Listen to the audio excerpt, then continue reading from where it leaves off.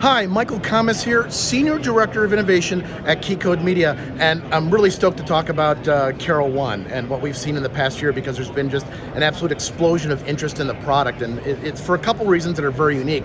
First off is that we can attach it to just about any storage, right? Other local AI systems are sometimes locked to a certain file storage provider, and being able to put CaraOne attached to just about anything is fantastic. And the fact that you can search with natural language, a semantic search, instead of having to do just basic objective kind of keywords, makes it that much easier to find things. And what we also love about it is that it becomes that discovery layer. So when you are in your editorial platform and you need to stay in your flow state and continue to work, all you have to do is type in what you're looking for, and then it deposits it directly into Premiere, not only the subclip, but the entire clip as well. So then you can go back and drag out the handles if you need. So it just becomes a massive time saver and a great way to discover new clips that you didn't know you had to begin with.